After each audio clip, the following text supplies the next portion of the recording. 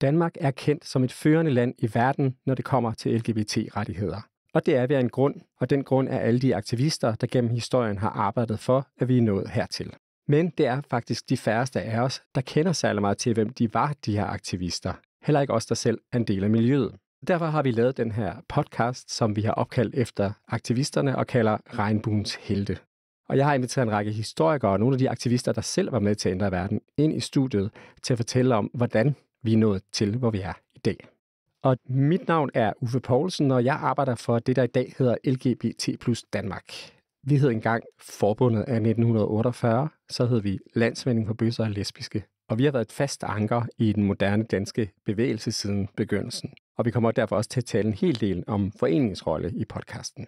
Jeg håber, I vil opleve, at der er masser af inspiration at hente hos dem, vi står på skuldrene af. De gjorde noget, ingen havde gjort før. De gjorde det umulige muligt. Og det er vigtigt at huske på i en tid, hvor der stadig er meget at kæmpe for, og ikke mindst at holde fast i. Velkommen til Regnbuens Helte. Der blev tændt en ild i 1948. Er det blevet lettere at være bøsse i dag? Nej. Vi er lesbiske, og vi er et hej. Forbundet er stiftet i 1948 med det primære formål at arbejde for homoseksuelles ligeberettigelse med heteroseksuelle. Men foreningen er også stiftet for at give sine medlemmer et fristed, hvor de kan være sammen. I dette afsnit skal vi langt tilbage i tiden. Hvorfor er lykken så lunefuld, og hvorfor er glæden så kort? Vi skal besøge Danmark i årtierne efter 2. verdenskrig, hvor homoseksualitet i den grad var tabu. Og det at starte en forening for homoseksuelle var en decideret farlig idé. Og mange homoseksuelle var selv imod det. Dem, der alligevel løb risikoen, det er dem, vi skal høre om i dagens afsnit. Nogle af dem var med til at starte foreningen i 1948, og andre sørgede for, at foreningen overlevede i de næste årtier. Selvom både politi og medier forsøgte at lukke munden på dem og tage livet af det spirende fællesskab. Hollywood har sørget for, at amerikanske pionerer som Harvey Milk og Marsha P. Johnson er blevet verdensberømte. Men her i Danmark står vi på skuldrene af folk med navne som Axel, Helmer, Martin, Per og Lis. Vi kan af gode grunde ikke tale direkte med dem her på 7-8 årtiers afstand. Men med hjælp fra dagens gæst, historiker Peter Edelberg, kommer vi alligevel til at lære dem at kende. Og vi håber, du vil hjælpe til med, at deres navne måske ikke bliver verdensberømte, men at de i hvert fald ikke bliver glemt.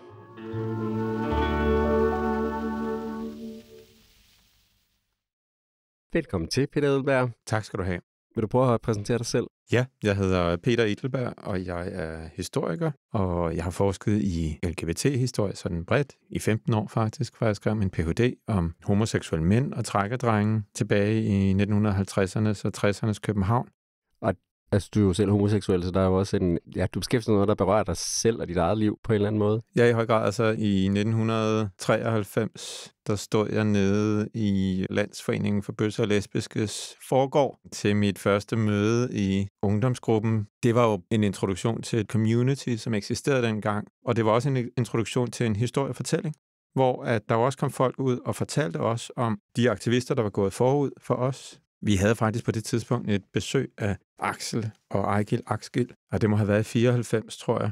At de kom ud og fortalte deres historie for os sådan måbende unge mennesker, der sad der i ungdomsgruppen. Ja, Axel og Ejgil, de er jo to ikoniske figurer af den danske LGBT-historie. Ikke mindst fordi de var det første, der indgik registreret partnerskab på Københavns Rådhus. Men Axel er den vigtig i den her sammenhæng, fordi han var med til at starte foreningen i 1948. Det vender vi tilbage til, men lad os prøve at høre, hvordan er konteksten, og hvordan var det at være homoseksuel her i slutningen af 1940'erne? Altså, jeg tror, man skal nok starte med at fortælle, at det er på et tidspunkt, hvor at det faktisk er lovligt for voksne at have homoseksuelle relationer. Ikke? Det betyder sådan set ikke, at Danmark er særlig frisindet på det her tidspunkt. Offentligheden er aggressivt homofobisk, vil man kalde det i dag. Vi har sådan en undersøgelse fra 1949, hvor at Gallup-instituttet, som jo er et meget professionelt institut, de havde bedt befolkningen om at rangere forskellige forbrydelser. Så havde de givet folk en liste med 10 ting. Der stod homoseksualitet mellem voksne mænd. Så stod der mord og voldtægt og jage uden for jagttiden. og køre bil i beruset tilstand. Og du ved, sådan hele listen fra det meget alvorlige til det mindre alvorlige. Ja. Og så skulle folk ligesom rangere, hvad de selv synes var det værste. Ja. Over halvdelen af befolkningen sætter homoseksualitet som det værste eller næstværste på den her liste. Så altså lige så slemt eller værre end mord og voldtægt. Det er jo helt vildt. Og det vilde er, på den her liste, der er homoseksualitet blandt voksne mænd. Det er det eneste, der faktisk ikke er kriminelt. Så vi skal ikke forestille os, at Danmark var frisindet dengang. Den var voldsomt homofobisk og voldsomt aggressivt indstillet over for homoseksuelle.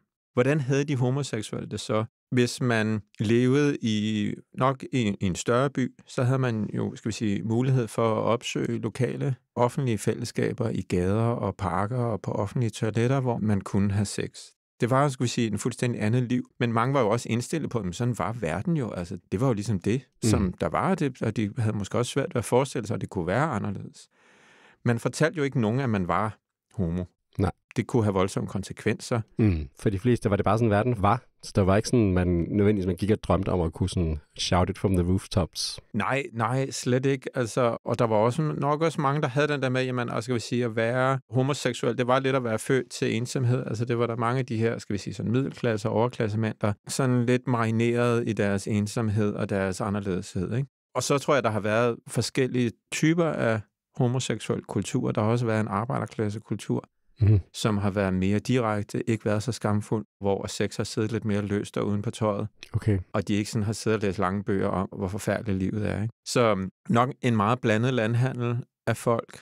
Ja, du sagde lige på et tidspunkt, det kunne have store konsekvenser, hvis folk fandt ud af det. Hvad kunne konsekvenserne være, hvis andre end ens mor fandt ud af, at man var homoseksuel? Altså sådan en offentlig udstødelse. Altså folk havde jo en opfattelse af, at det var syndigt, og det var skamfuldt, og det var forkert, det var ulækkert, og man ikke skulle være i nærheden af en homoseksuel. Og at det var farligt for unge at være i nærheden af homoseksuelle, at man ikke burde have et job, i hvert fald ikke et job, hvor man kom i nærheden af børn eller unge mennesker. Sådan lidt som vi ville opfatte pædofile i dag, altså sådan farlige pariaer, som ingen må røre ved, ikke?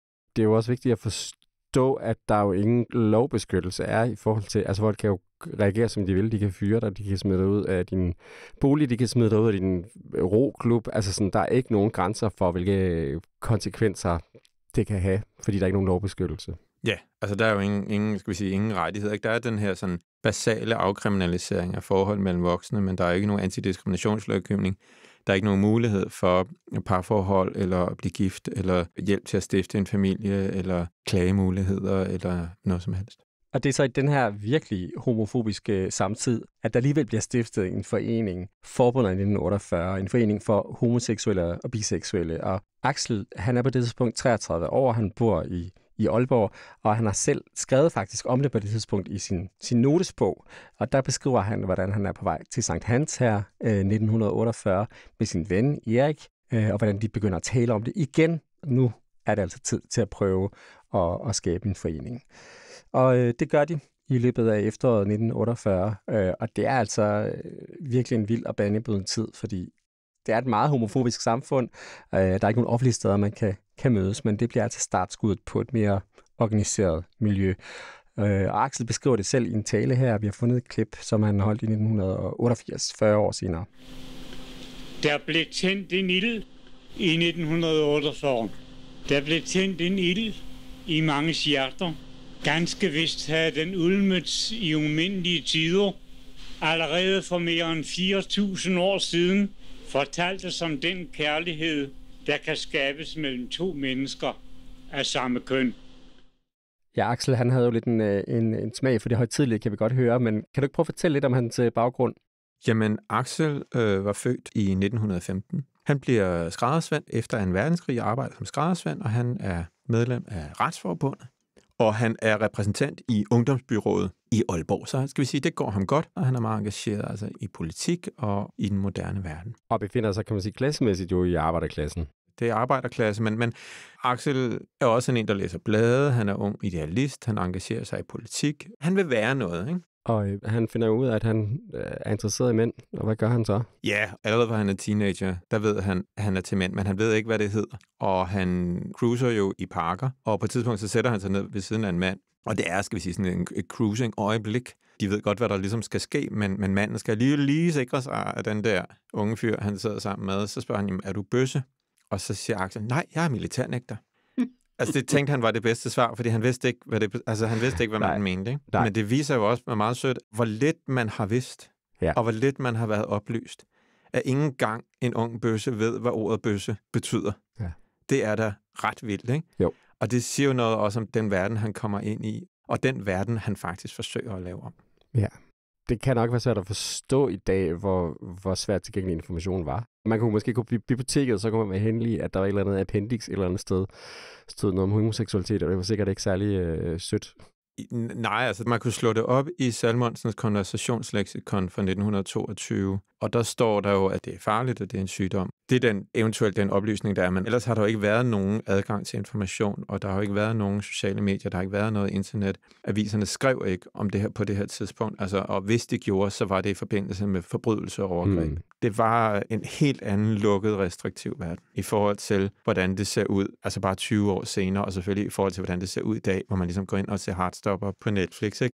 Ja, og den her meget lukkede verden uden informationer og uden muligheder for at komme i kontakt med hinanden, det er jo svært at skabe et miljø og nogle fællesskaber. Og det Axel gør, og de fleste gør på det tidspunkt, det er, at de kommer med i sådan nogle kredse, lukkede, lidt hemmelige middagskredse, hvor homoseksuelle mødes og har et frirum, hvor de kan socialisere. Det er meget sådan netværksbaseret.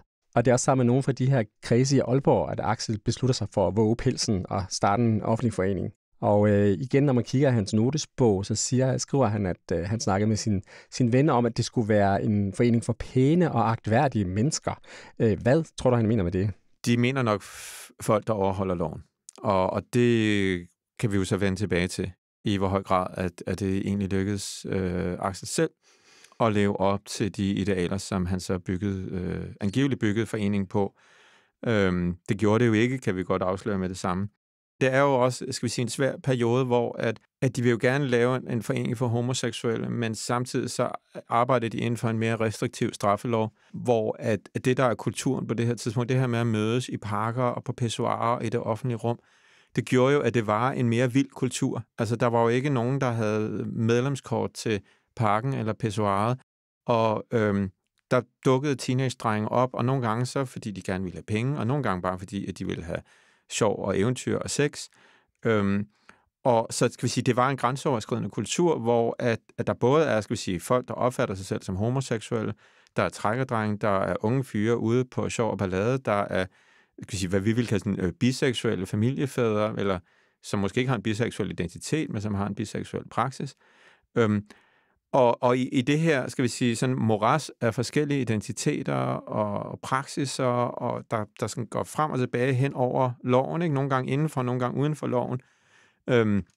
Der prøver Axel og hans venner så at bygge noget, som ligesom kan være pænt og agtværdigt. Og det, som vi siger, det lykkes ikke for ham selv, og det lykkes ham heller ikke selv at leve op til sine egne idealer. Men jeg synes sådan set, man må respektere, at det var også svært at bygge noget op i den situation, og samfundet gjorde det jo ikke nemmere for ham at bygge noget op i den situation. Ja, altså ved vi noget om, hvordan de så reagerede, de her kredse i Aalborg, han kom i for homoseksuelle, da han ville snakkede om at lave den her forening? Ja, altså Axel fortalte jo siden, at halvdelen af den kreds, han var en del af, sagde, at det synes de, det var en god idé, og den anden halvdel sagde, du skal aldrig nogensinde tale til mig igen i offentligheden. Fordi hvis du bliver kendt som det, du er, så vil jeg også blive kendt, hvis du taler til mig. Altså, det er jo, og det er sådan en ret skarp udmelding, må man sige. Men skal vi sige, der kommer aldrig rigtig gang i denne her kreds i Aalborg. Og det, der jo så sker for Axel, er, at det breder sig ud i medierne. Det bliver kendt. Han bliver outet i de danske medier, og det får voldsomme konsekvenser for ham. Han bliver fyret fra sit arbejde. Han bliver smidt ud af sit parti. Han bliver smidt ud af det ungdomsbyråd, som han var medlem af. Og han bliver smidt ud af sin lejlighed af den dame, som han lejer et værelse hos. Så det fortæller jo også noget om, skal vi sige, hvad var konsekvenserne af at blive kendt som homoseksuel? Det er jo helt vildt. Og hvorfor var det, at ingen stillede sig frem som homoseksuel? Det var jo derfor. Men Axel, han giver ikke op. Han er fast besluttet på at starte den her forening, og så flytter han til København og finder nogen der også er med på at arbejde videre med foreningen. Men helt afgørende for, at foreningen begynder at blomstre, det er, at Axel får kontakt til en mand, der hedder Helmer Fodgaard. Han bor på Langeland, og Helmer har fået parallelt med Axel fået en anden, næsten lige så banebrydende idé, skulle det vise sig. Han vil starte et magasin for homoseksuelle. Og hvis vi skal sige lidt kort om Helmer, han var jo en lidt anden klasse end Axel var, ikke? I høj grad. Helmer er en fin familie i Rudkøbing. Der var ikke nogen, der kunne røre Helmer, fordi han boede i sin egen villa, så der var ikke nogen, der kunne smide ham ud, og han var direktør i sit eget firma, så der var heller ikke nogen, der kunne fyre ham. Og det gjorde, at Helmer Fodgaard havde en frihed, som Axel jo slet ikke havde på det her tidspunkt. Og Helmer vil altså gerne lave det her magasin for homoseksuelle. Jeg har fundet et klip, hvor han er blevet lidt ældre. Det er fra starten af 90'erne. Han er over 80 år gammel, og her fortæller han lidt om sine tanker om magasinet Vendet. Og det er også tydeligt, at han har boet hele sit liv på Langeland, hvis vi lytter efter dialekten. Nu har jeg jo altid været interesseret i journalistik og tidsskrifter og den slags ting. Og så fik jeg efterhånden den idé, at vi burde have et blad, hvor de homofile kunne mødes for at hjælpe hinanden og komme bort fra ensomheden. Og det gik jeg et stykke tid og spekulerede på at lave sådan et blad. Og så fik jeg kontakt med Axel, som nu hedder Axel. Han havde et andet navn dengang. Han boede i Aalborg og blev min gode ven og samarbejdskammerat. Og da han havde startet en forening, så passede det jo godt, at jeg startede et tidsskrift, og det blev så Vennen, som blev medlemsblad for Axels forening. Og så fik vi et glimrende samarbejde, og det gav jo en hel revolution i min tilværelse. Jeg fik jo en masse breve fra mennesker over hele Skandinavien, som var så lykkelige over, at dette initiativ blev taget. Og også igennem annoncer i Vennen fik jeg jo kontakter. Blandt andet fandt jeg jo den ven, som jeg nu har boet sammen med i over 35 år, som har været min største glæde i dette liv. Så det har givet vældig gode resultater. Det var næsten for overvældende en overgang. Her om sommeren kom der jo en masse gæster, og vi havde det jo meget spændende. Jeg skal love for, at det var en hel revolution i min tilværelse. Ja, det er jo virkelig fint at høre, hvor meget det har betydet for Helmer Fodgaard, og han fortæller om her i sin alderdom, og det er ret sjovt. Jeg har lige fundet det første nummer af Vennen frem fra foråret 1949, hvor Helmer Fodgaard skriver sådan en mission statement, og det ser ud til, at præcis det, han drømte om, da han startede Vennen, det er det, han ender med at opnå, altså fællesskab og mindre ensomhed. Jeg kan lige prøve at læse noget op af det her. Hermed giver vi vor hånd til vores brødre, som fødtes til en verden med en anden indstilling end den godkendte. Lad os danne en ubrydelig kæde over det ganske land. Gennem det samlingsmærke, vi nu har skabt, er der muligheder for at gå en ny og bedre tid i møde. Glæde, trøst og opmuntring må vi give hinanden. Særligt ønsker vi at finde dem frem, som går med så modige og forpinte sind. Umenneskelig hård kan en homoseksuel skæbne være, særligt i den lille provinsby, hvor sladeren går. Og det oftest er mennesker med bløde og følsomme sind, lider de dobbelt. Kom til os, kære bror. Vi er her for at give dig den hjertevarme og den kærlighed, som du higer efter, og som det også er din ret at modtage.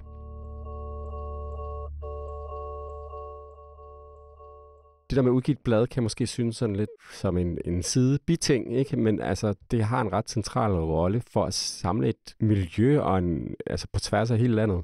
Ja, jeg tror egentlig, at vi ofte har sådan en tendens til at glemme det her med bladet, og hvor vigtigt det var, fordi det virker så overflødigt, ikke? Fordi i dag er der så mange blade, og vi har internettet, og vi har sociale medier og sådan noget.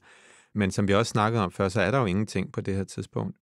Det helt afgørende for det her blad, det er de her kontaktannoncer bagerst i bladet. Og man ved jo ikke, om de unge i dag ved, hvad en kontaktannonce er. Det ved de jo selvfølgelig, fordi alle har en kontaktannonce i dag på de sociale medier, kan man sige. Men i gamle dage, så var det jo noget, man trykte i aviserne eller bladene. Og hvis man boede ude på landet, eller bare uden for byerne, eller selv hvis man boede i byerne, så kunne det jo være meget svært at komme ind i et miljø og overhovedet møde nogen. Særligt hvis man ikke bare ville gå ned på det offentlige toilet eller ud i en park og have et hurtigt knald, men man faktisk gerne ville møde en partner, man kunne blive forelsket i og måske have et forhold til og være kærester med. Og det var jo det, som det her blad for første gang giver sådan en rigtig mulighed for at være åbenlys omkring, at jeg er en mand, der søger andre mænd, eller jeg er en kvinde, der søger andre kvinder, eller forskellige former for sådan homo- og biseksuelle relationer. Så foreningen er etableret, og medlemsbladet er etableret, og det begynder at gå rigtig stærkt. Hvor mange medlemmer får de første år? De kommer vist op på omkring 1.500 medlemmer, 1.700 medlemmer. Også fordi, at det at være medlem er også det, der giver adgang til at få bladet Vinden. Ja. Så igen, så er det også det, der driver værket i høj grad. Men det bliver meget, meget populært meget hurtigt. Og de er også lidt frække. Altså, de sender PR-materiale ud til alle, som der går rygter om er homoseksuelle. De sender det til folk i kongehuset. De sender det til skuespillere. De sender det til direktører. De sender det til adelige. Alle, hvor nogen har sagt, at han vist nok engang har lavet et eller andet, de får PR-materiale for forbundet. Og nogen skriver jo rasende tilbage og siger, jeg vil ikke have breve fra jer, hvor våger I? Ja. Og langt de fleste, de svarer sig selvfølgelig bare ikke. Men det gør også, at der er mange, der melder sig ind, og mange hører om, at den her forening er kommet.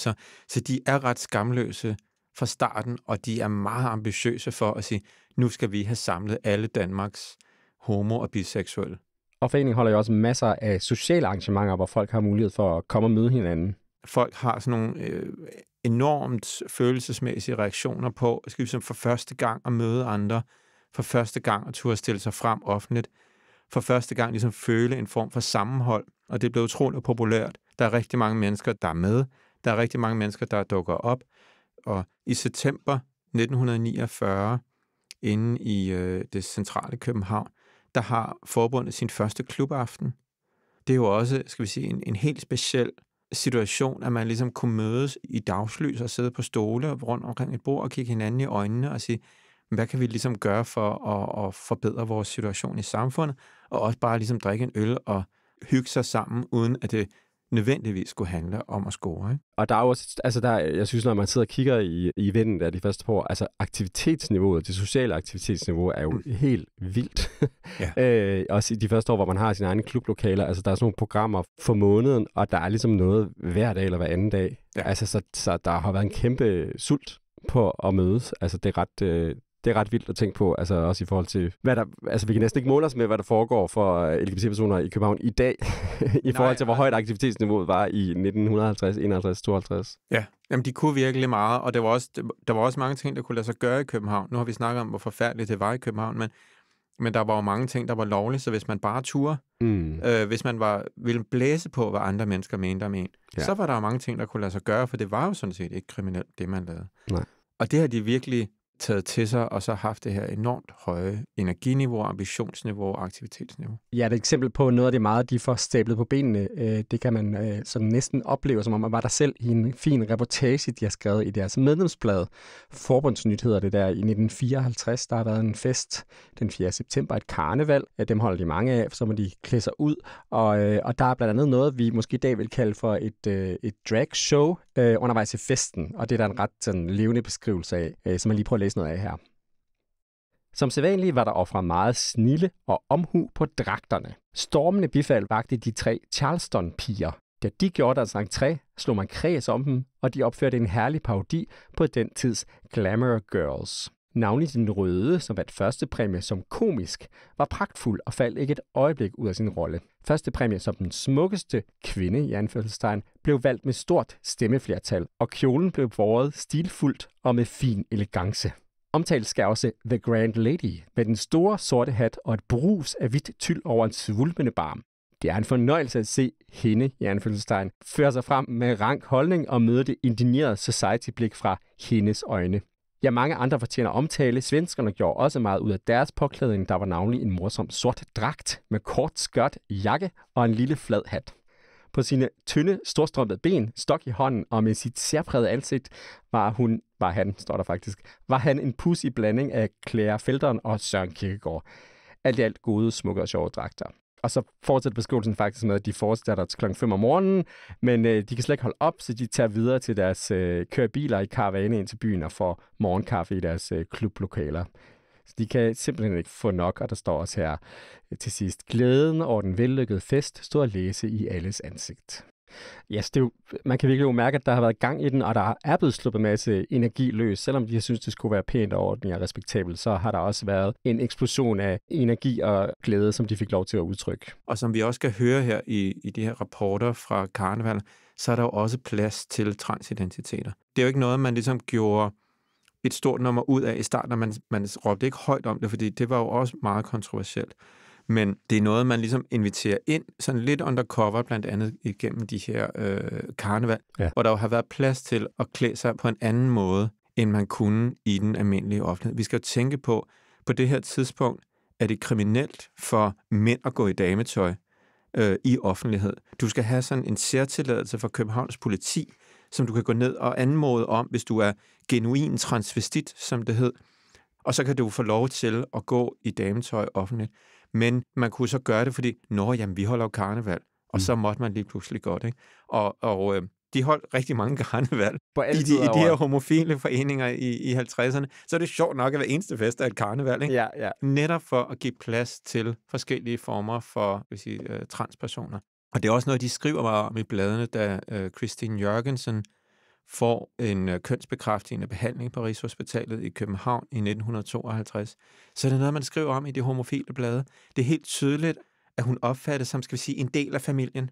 Ja. Igen, man har ikke formuleret, den politiske paraply, som ligesom skal indbefatte LGBT, men der er en fornemmelse for, jamen, hun er da også en af os på en eller anden måde. Ikke? Jo. Så faktisk vil jeg sige, at forbundet af 1948, det er en LGBT-forening, selvom at man ikke helt havde ordene for det endnu. Helt sikkert. Altså, det er jo det fede ved de blade også, at det er der, hvor de tænker sig om på en eller anden måde, og tænker over, hvem de er. Og man kan også se, som du siger, hvad de vælger at interessere sig for. Hvad er det, de synes, der på en eller anden måde er beslægtet med dem, og er en del af deres community på en eller anden måde. De skriver også, eller Helmer skriver i nogle af de allerførste blade jo om sådan, er vi de tredje køn? Altså, der er også sådan den her opdeling mellem køn og seksualitet, som er så etableret og fastlåste kategorier i dag, det er de bare ikke på det tidspunkt. Nej. Det er sådan, om der findes mænd og kvinder, det vil vi kalde cis-heteroer. Og så er der også andre, hvad er vi? Vi må være en tredje kategori på en eller anden måde. Ja. Så det er også, jeg synes, interessant at se den åbenhed og sådan nysgerrige, legende undersøgelse af, hvad kan vi være for noget? Måske vi det her, måske vi det her, ikke? Som ikke er der helt på samme måde i dag, fordi vi har fået etableret nogle ret faste kategorier. På godt og på ondt, det har politisk også været rigtig godt, og op i 70'erne laver man jo sådan meget også opdelt lesbiske bevægelser og sådan nogle ting. Og det betyder, at der er nogle kategorier, der bliver fasttømret, men det betyder måske også, at man mister lidt sådan nuancerne, de bløde overgange mellem kategorierne, ikke? Jo, jeg tror, det er jo ikke bare, at de opfinder en forening for homofile. De skal også opfinde, hvad er en homofil overhovedet for en størrelse? Hvad er vi for nogle mennesker, og hvordan kan vi tale sammen, og hvordan kan vi forstå os selv? Og hvordan kan vi ligesom forstå os selv som mere end bare mænd, der knalder sammen, eller kvinder, der knalder sammen, ikke? Altså, hvordan kan vi skabe bredere alliancer? Så det er, sådan en søgende undersøgelse af, hvordan man kan genopfinde sig selv og genopfinde sin verden. Og det synes jeg er meget fascinerende ved den her tidlige periode, hvor tingene, som du siger, bliver lidt mere firkantet senere hen, og måske lidt mere kedeligt, ikke? De er jo egentlig, i virkeligheden, synes jeg, at det, de laver i 50'erne, det er super queer. Altså, det er jo, det er så grænseoverskridende, det er flydende identiteter, det er flydende praksiser, det er, make it up as you go along, og det er eksperimenter med sig selv på en måde, som jeg synes siger spot til meget af det, man ellers ser i dag.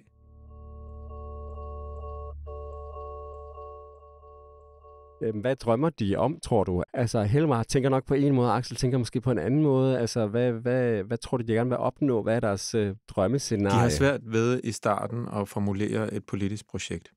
Da de skriver de første vedtægter, så får man indtryk af, at det mest er ambitionen at lave en social forening, hvor man kan mødes, og så kan man støtte hinanden. Og Helmer begynder også Helmer snakker faktisk om, at vi skal være en kamporganisation. Men når man så læser videre og siger, hvad mener han egentlig med kamporganisation, så er det sådan noget med, at vi skal informere læger og jurister og dommere om, hvordan det egentlig står fat med os. Og så folk, der kommer på den forkerte side af loven, der skal vi hjælpe og være, støttende. Ikke? Så sådan en støtteforening, en oplysningsforening, en social forening. Ja, og altså i dag er vi jo den anden ældste forening i Europa, men der har været et par forgængere, både i Holland og i Schweiz, og Axel og de andre var jo faktisk inspireret og skrev breve med nogle af de her udenlandske foreninger. Jeg kan prøve at sige lidt om tidsånden i Europa på det her tidspunkt. Der er ting, der kan lade sig gøre i København, som ikke kan lade sig gøre andre steder. Den danske lovgivning er forholdsvis liberal.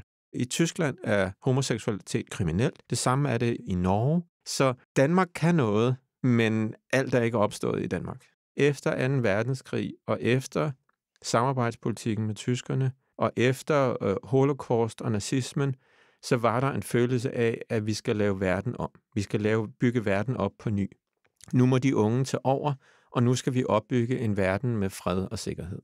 Som en del af tiden, som en del af det her europæiske politiske samarbejde mellem homofilforeninger, så opstår der det her politiske projekt, som meget hurtigt, jeg tror det er i 1952, der skriver man så i de nye vedtægter, der skriver, vi skal have ligestilling med de heteroseksuelle. Bum.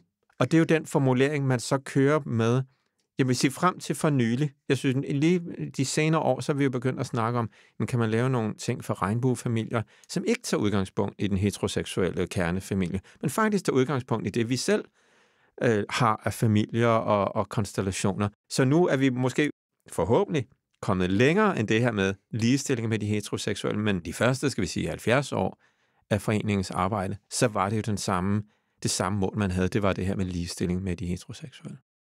Nu har vi hørt om, hvor meget vind i sejlene foreningen havde her i de første år, men det fortsætter ikke. Faktisk går det ret så galt, både for Axel og for Helmer, men også for foreningen. Og jeg vil lige sætte et par ord på det, som historiebøgerne har døbt pornografi-affæren. Det var en stor skandale, der fik alvorlige konsekvenser for hele det homoseksuelle miljø, og det stod Axel og Helmer sådan i midten af.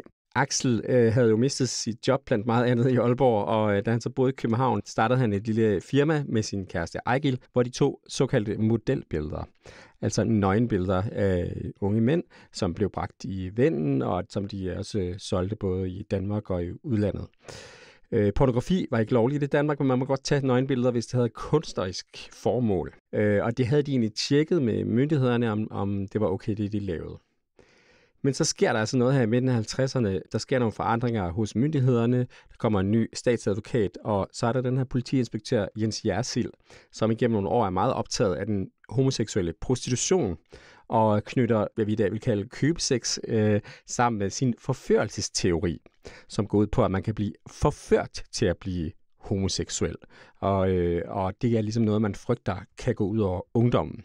Og der er et lille klip her med Jens Jersild her fra 1959, hvor man kan fornemme lidt om hans syn på homoseksualitet. Lad mig understrege, at det homoseksuelle problem med dets ulykkelige følger kan opstå i enhver familie, og altså ikke blot hos de mennesker, der kommer fra, hvad man kalder de dårlige hjem. Forebyggelsen ligger først og fremmest i opdragelsen, herunder at vi giver de unge fornøden oplysning. Men risikerer man nu ikke at lære de unge noget, som de ellers ikke ville have fundet på? Nej og atter nej.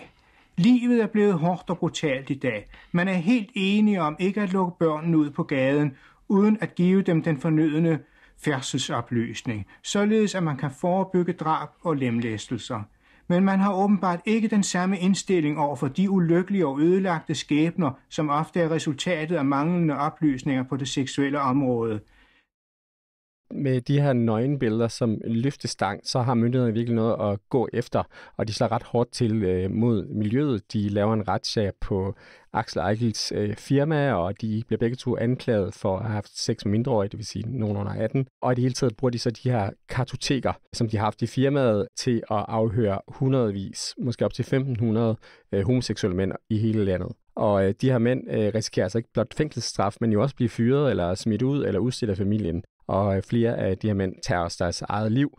De bliver dækket massivt i pressen, hele den her skandale. Og man kan også sige, det skabte en krise om, hvad homoseksualitet er og var. Altså, fordi Jersild havde fokus på dem, der var sammen med de mindreårige, og dem, der betalte for det, så var det ligesom det handlede om i medierne. Og internt skabte der også stor splittelse. Der er jo så mange, der lægger skylden på Axel og Ejgil og bebrejder dem for, at det fik så store konsekvenser. Og både Axel og Helmer bliver smidt ud af foreningen. Og Peter, hvad er det, der står tilbage? Hvad er det for en forening, der står tilbage, og hvad er det for et miljø, der står tilbage efter den her affære? Medlemstallet for forbundet, det falder altså fra over 1000 medlemmer til, jeg tror det er 62 medlemmer, de kommer ned på. Folk flygter fra forbundet, de er bange for, der går rygter om, at medlemslisterne er blevet udleveret til politiet, og man er bange for, at politiet vil komme og banke på ens dør. Og der er jo så også mange homoseksuelle mænd på det her tidspunkt, der lever et hedonistisk liv, hvor at, jamen, det er også noget med trækkerdrenge på Rådhuspladsen, og de er måske ikke alle sammen lige fyldt 18 år. Og så der er det her grænseoverskridende bøsseliv, som mange lever. Og politiet, skal vi sige, meget dygtigt får trukket tæppet væk under de ledende figurer. Men Jens Jersild, som er chef for sædelighedspolitiet på det her tidspunkt, han sørger faktisk for, at foreningen som sådan overlever. Han er selv nede i slutningen af 50'erne og holdt foredrag i foreningen. Så han vil sådan set gerne have, at den overlever, fordi han vil gerne have, at den skal være en forening for de pæne homofile. Så det bliver den så også i høj grad. Og skal vi sige, den her tidlige periode i slutningen af 40'erne og starten af 50'erne, hvor det ligesom skulle være radikalt, og de skubbede grænser, og de udgav pornografi, og der skulle være kontaktannoncer, og de ligesom skulle revolutionere hele den seksuelle verden. Det går i høj grad i sig selv igen, og man træder ind i en periode i slutningen af 50'erne, starten af 60'erne, hvor det er meget mere stille, og det er meget mindre provokerende og meget mindre udfordrende for samfundet. Vi har i dag snakket rigtig meget om Axel Axgil og Helmer Fodgaard, for de er bare ikke til at komme udenom. Det er dem, der starter det, og de første par år virkelig holder ud. De træder lidt i baggrunden fra midten af 50'erne i forbindelse med pornografiaffæren, men der kommer heldigvis nogle nye kræfter til, som sørger for, at tingene ikke dør ud igen. De har fået tændt en ild, den skal holdes i live, og det er der heldigvis nogen, der gør på deres måde.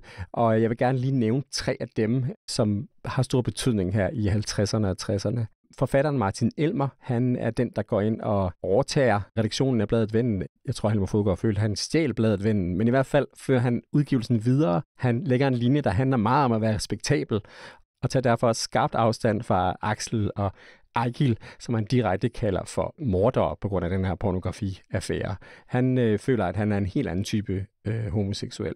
Og han er også en af dem, der argumenterer for, at Axel Eigil og Helmer Fodgaard absolut ikke skal med ind i forbundet igen. Og det lykkedes der også. Der gik næsten 20 år, før de fik lov til at være med i forbundet igen.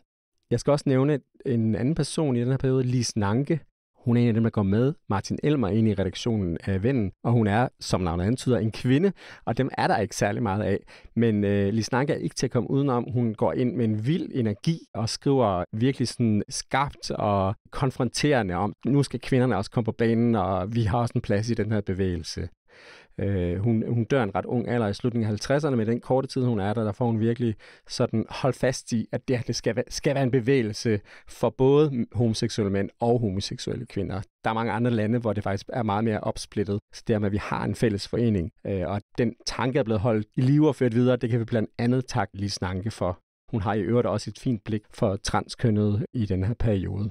Og den sidste, vi skal nævne i den her periode, det er også en lidt en overgangsfigur, der peger fremad. Han hedder Per Kleis Bønnelykke. Han kommer egentlig med i bestyrelsen for foreningen i slutningen af 60'erne, men bliver så selv formand i 1970.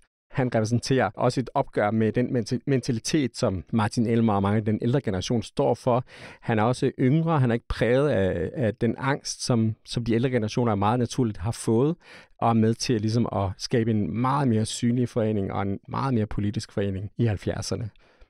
Hvad synes du, vi kan lære af den her tid? Altså, du er jo forsker og historiker, og sådan, er der et eller andet særligt ved dem, der var aktive på det tidspunkt? Er der noget, vi kan lære af dem, eller lade os sådan særligt inspirere af?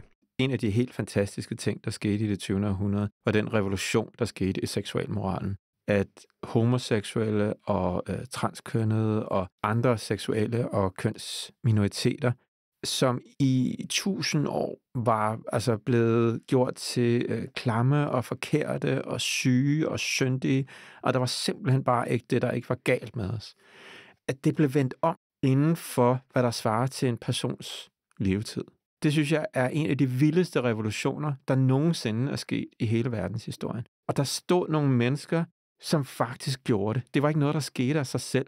Det var ikke en af de der udviklinger, der ligesom bare skete, og så kunne folk ligesom bare følge med. Der var nogen, der gjorde det her. Der var nogen, der kæmpede for det, og der var nogen, der stillede sig i front for det. Og det synes jeg, vi kan lære noget af. Altså, verden kan faktisk laves om.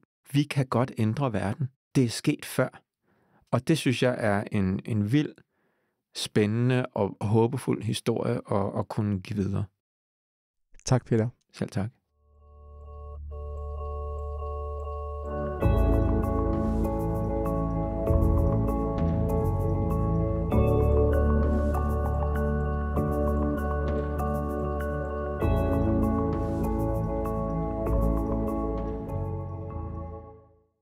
Du har lyttet til Regnbuens Helte, en podcast produceret af The Lake Radio for LGBT+ Danmark.